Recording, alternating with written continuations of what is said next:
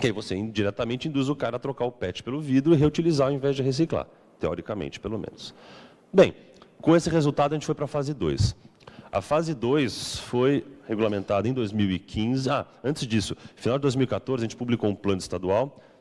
Ele foi objeto de consulta pública, audiências públicas, teve uma aqui em Campinas, inclusive, e tem 5 metas lá relativas à logística de dar prosseguimento aos termos, regulamentar quem não está no termo, inserir comércio importador, principalmente. Aí tinha uma questão ligada a resíduos agropecuários aqui, de inclusão, é um pleito da Secretaria de Agricultura. E, no final, o que a gente brinca é que é a nossa rede de segurança. A gente não pode proibir quem está fora do Estado, a gente não pode legislar sobre quem está fora do Estado de São Paulo. Então, o que a gente falou?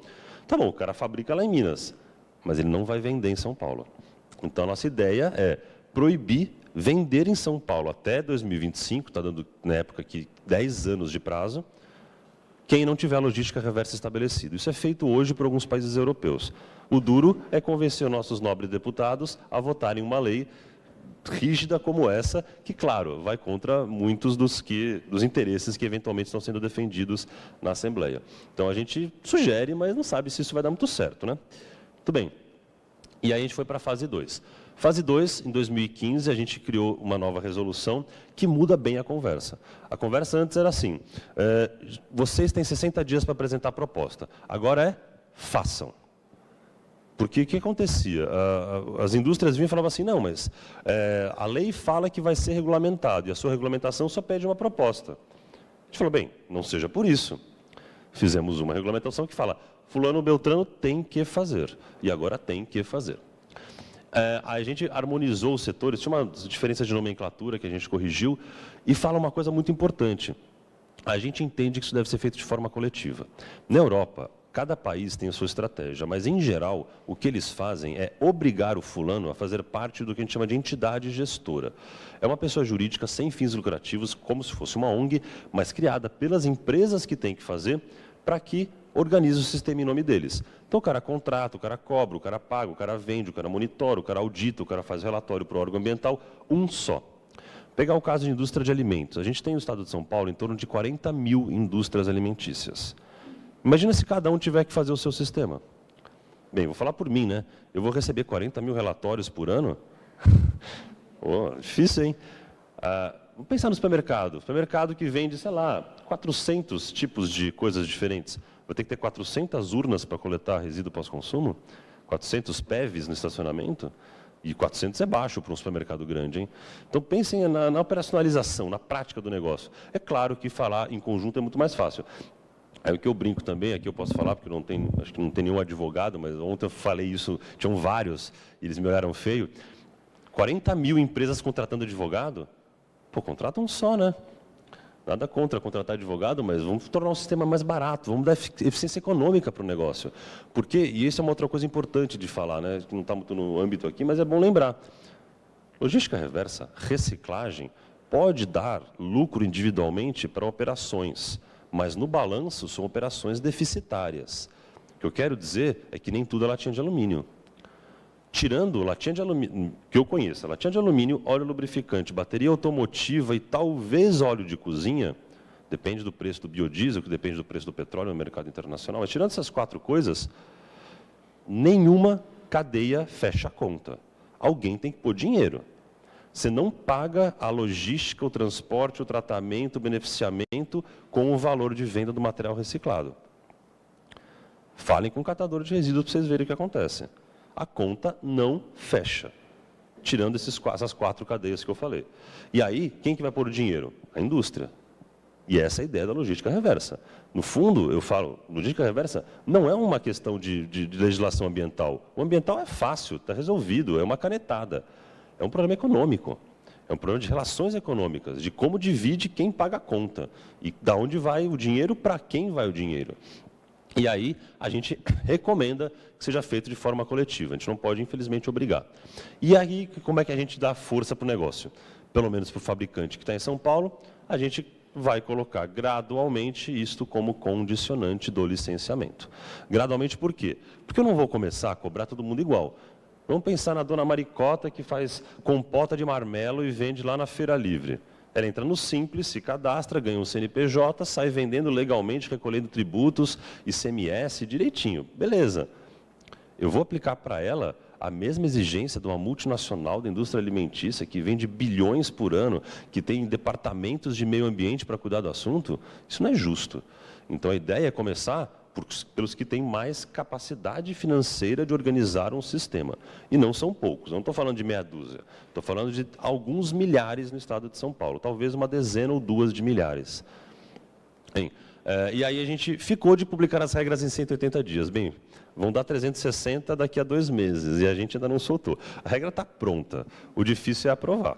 O difícil é pôr em prática, é todo mundo concordar. E aí uma briga que vocês imaginem. E aí por quê? Porque define penalidade pelo não cumprimento. Multa, advertência, eventualmente, cancela a licença. Fulano fica te enrolando muito, caça a licença, o cara não pode mais operar.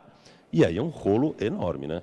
Bem, temos uma comissão estadual de resíduos sólidos, que é de órgãos de governo, várias secretarias, e que vai decidir também sobre outros assuntos, do tipo estímulos a ações preventivas. A gente fez já 2 pedidos à FAPESP para criar chamamentos, linhas de pesquisa específicas para prevenção em embalagem, ecodesign de embalagem. Não conseguimos ser atendidos até o momento. É um pleito nosso.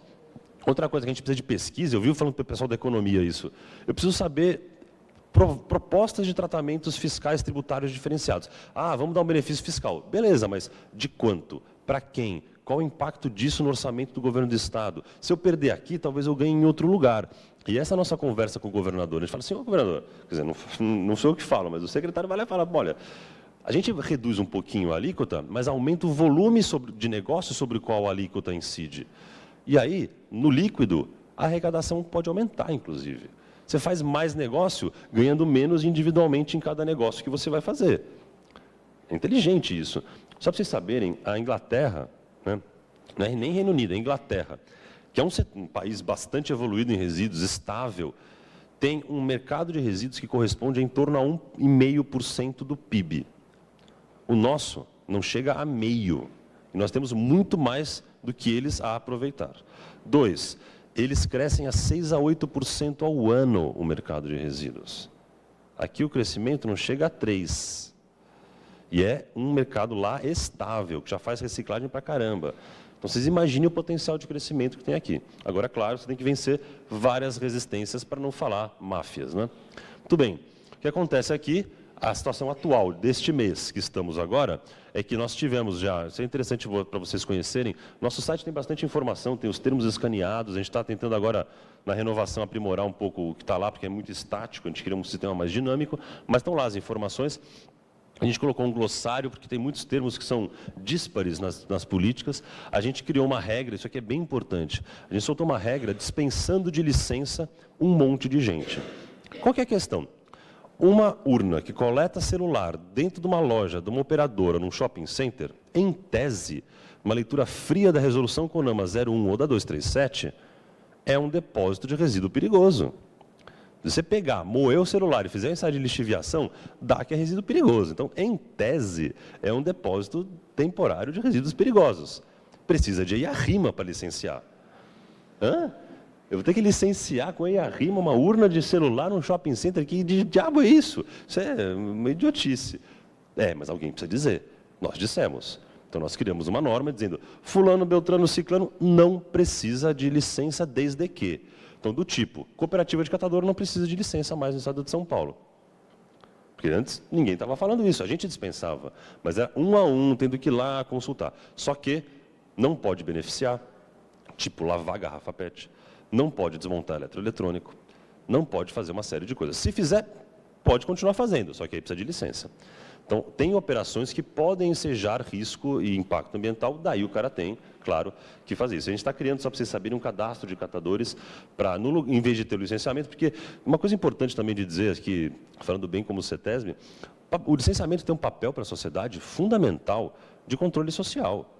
Você saber o que está acontecendo ali dentro, da transparência, participação pública. Abrir mão de licenciar simplifica a vida de muita gente, mas deixa a sociedade sem esse conhecimento. Então, o que a gente quer, no caso dos catadores, é ter um cadastro público. Hoje já tem 84 cooperativas cadastradas, mas a ideia é cadastrar todas elas. Outra coisa interessante dessa decisão é que a gente classifica o resíduo eletroeletrônico para fins de... Não classifica, a gente entende que para fins de gerenciamento ele pode ser gerenciado como se não fosse perigoso até o momento da desmontagem, descaracterização, desconfiguração física, etc. e tal. Ou seja, eu tenho esse celular. Enquanto eu não serrar, moer, martelar, abrir, desmontar, eu gerencio como um resíduo inerte. A hora que eu desmontar, aí começa a mudar a figura. Por quê? Estou levando isso aqui no bolso, isso aqui queimado, isso aqui usado, isso aqui descartado, tem a mesma periculosidade disso aqui agora. Então, teria que ter um cadre para levar isso aqui da minha casa até meu trabalho, e como é que fica isso? Então, é uma tentativa de simplificar procedimentos. Bem, nós já renovamos 4, nós vamos renovar todos os termos de compromisso para incluir comércio e municípios, quando o caso. 3 já foram renovados e um novo foi assinado. Esse novo assinado é curioso, são saneantes desinfestantes. São os mesmos produtos, os mesmos princípios ativos e, às vezes, até em concentração maior que os agrotóxicos. Tipo inseticida de casa, né? Não sei se vocês sabem, esses inseticidas domésticos têm o mesmo princípio ativo do inseticida rural, e em concentrações muito maiores, para dar conta numa espirrada de resolver o que o cara está fazendo lá em aplicações enormes. Mas, enfim, eles por questões de classificação comercial, ficam fora da legislação de agrotóxico. Então, o que a gente fez foi trazê-los para dentro. Bom, mesmo negócio, a mesma periculosidade, só que em vez do cara usar na lavoura, está usando para limpar o trilho do metrô de São Paulo. Só para matar capim lá. Tipo agente laranja, o mesmo princípio do agente laranja já da guerra do Vietnã. Quer dizer, então, que só porque é uso urbano eu não vou regular, então nós estamos regulando. Bem, e tem mais 3 que devem sair esse ano, basicamente para pilha e bateria automotiva e embalagem de óleo lubrificante. Os outros estão mais difíceis, e a gente deve deixar para o ano que vem. E aí estamos discutindo essa regra do licenciamento ambiental. O duro aqui é isso, linha de corte, ou seja, quem eu vou considerar grande gerador, quem eu vou considerar que vai ficar nesse primeiro lote de quem tem que cumprir a lei. E aí é uma briga, né? Onde você põe a régua? Né? Aquela história quem você considera diabético, qual o teor de glicose? É 90? É 100? É 110? A hora que você muda esse patamar, você está com um impacto importante, no caso aqui, na economia do Estado das empresas. E estamos desenvolvendo um sistema de informação. O sistema de informação, hoje, ele tem um módulo já em teste para resíduo de construção civil, caçamba de entulho, basicamente. Está funcionando em 8 municípios, acho que Campinas não está. Mas, enfim, são 8 e a gente está testando para debugar o sistema, porque é cheio de problema. Porque, independente de qualquer coisa, a gente tem que lembrar que o sistema de um órgão público tem um grande problema. Ele tem que ser muito seguro. Anti-hacker, eu digo. Tem que ter uma segurança de informação que é muito grande. Porque você imagina, um sistema de licenciamento ou de resíduos mesmo. O cara entra lá, um hacker, muda uma vírgula... Pô, se de repente tornou uma empresa lá totalmente ilegal, ou de repente você ampliou a licença do cara para um negócio que ninguém nunca autorizou, causa uma desgraça ambiental numa dessa. Então tem que ter uma segurança muito grande de informação, a gente está tentando debugar o sistema para que ele tenha essa qualidade. A gente já está desenvolvendo um módulo para catadores, está quase pronto a partir do cadastro que eu falei, e estamos discutindo um módulo para as empresas poderem reportar os seus dados. Mas para vocês verem que são várias coisas ao mesmo tempo. E a gente tem uma equipe que é bem grande, tem quase 3 pessoas. Então, vocês imaginem que é duro, né? Mas isso é todo órgão público, não é diferente também nas universidades, a gente sabe como é, só para vocês terem ideia de por que às vezes as coisas demoram, né? Orçamento, só para vocês saberem, o orçamento da CETESB foi reduzido em 42% ano para cá para esse. Então, é uma maravilha. A gente realmente tem algumas dificuldades que vocês possam imaginar. E aí, claro, em conclusão, só para a gente dar um panorama geral e fechar e depois poder ir para o debate, a gente entende que as políticas são um grande avanço. Eu, pessoalmente, acho a política muito moderna. Ela tem instrumentos incríveis, só que muitos deles precisam ser regulamentados, e essa é a nossa batalha. Quer ver um outro muito polêmico? Taxa de lixo. Vocês acham que a gente não paga pelo lixo? É claro que a gente paga. Só que a gente paga do IPTU, tirando alguns municípios louváveis que conseguem cobrar taxa. Mas, assim, tirar do IPTU é tirar de saúde, de educação, de outras contas governamentais que não tem nada a ver com quanto você está gerando na tua casa de lixo. O certo, correto, teoricamente, é você ter uma taxa individual cobrada do cidadão proporcional a quanto ele gera, como é feito em vários países do mundo. Gerou mais, paga mais. E tem vários sistemas incríveis para fazer isso. Tem um que eu conheci outro dia que eu fiquei apaixonado, que é o de saco vendável, que é de uma parte, pelo menos, da Bélgica. É assim, você só pode jogar fora o lixo no saco padronizado. E o saco padronizado custa, sei lá, 3 euros. Que é a taxa? E é proporcional ao volume. Você gera mais, você compra mais saco, você paga mais taxa. Pronto, acabou, resolveu o sistema. Não tem que pesar, não tem que ir lá cobrar na hora. O lixeiro não tem que ver quanto você pôs, quanto você não pôs. Comprou, pagou, vai para um fundo e esse fundo reverte o dinheiro para a prefeitura. Acabou. E aí você tem o saco reciclável, que é praticamente gratuito. É uma taxinha muito pequena, que é o valor da coleta, lá, um percentual da coleta porta a porta. É um valor irrisório. Então, você põe no saco reciclável, você não paga tanto, você põe no outro saco, você paga. É simples assim. Bem, e esse é um dos desafios que a gente tem que superar, né? Haja vista, lamentavelmente, campanha de prefeito de São Paulo, a própria Marta Suplicy, em público, veio assumir que ela errou ao criar a taxa de lixo.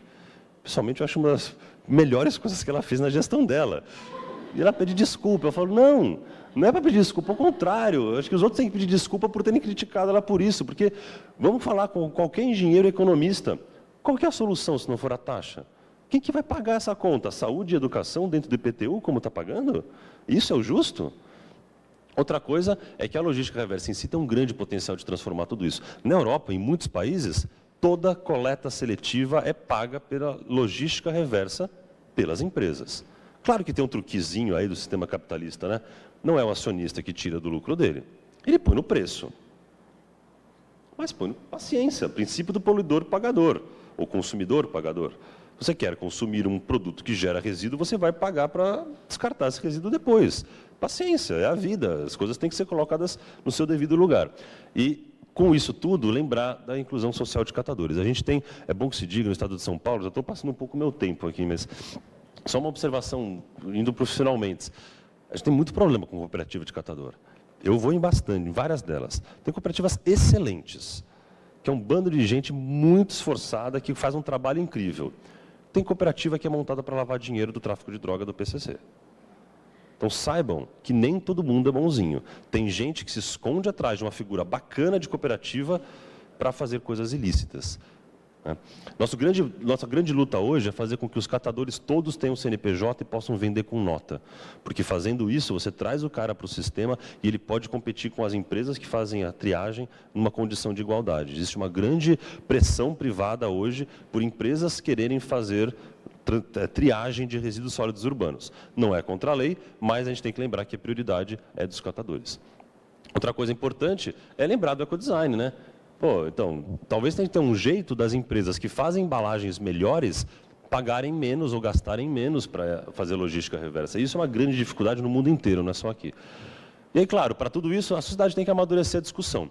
Eu participei desse debate ontem, lá num fórum privado de empresas, e a conversa era assim, se vale para o Brasil ter um sistema de logística com entidade gestora. E eu fui enfático, eu falei, é óbvio que vale. E a discussão de centralizar a discussão em se vale a pena, tira o foco do que interessa, que é qual modelo, como. É uma entidade monopolista, sem monopólio? É uma entidade com fins lucrativos, sem fins lucrativos?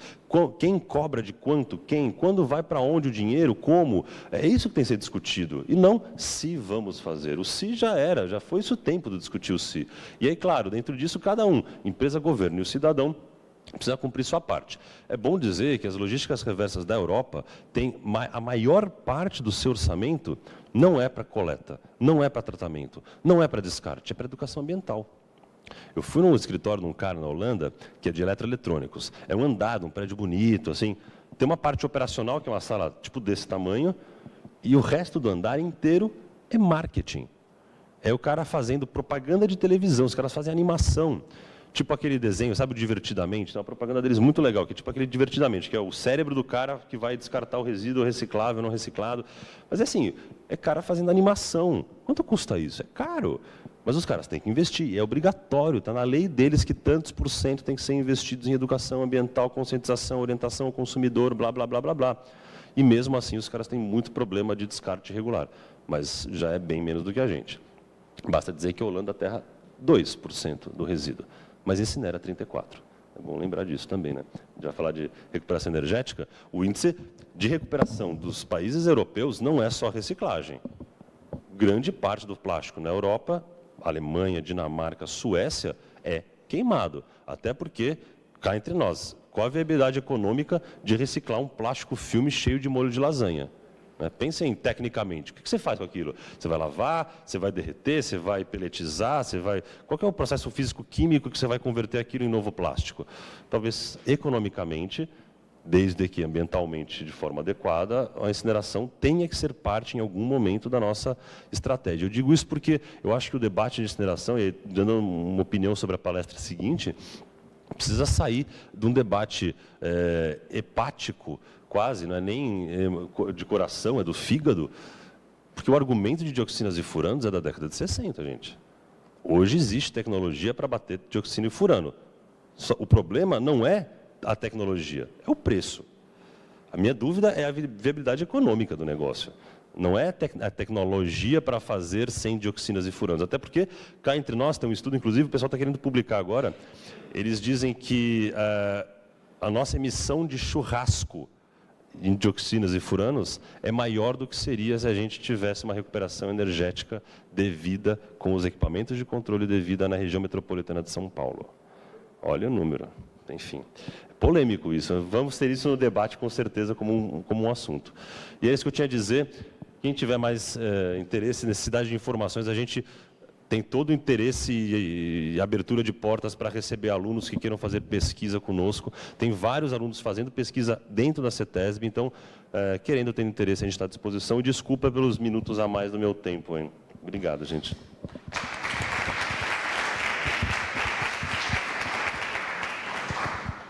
Obrigada, Flávio. Muito boa apresentação.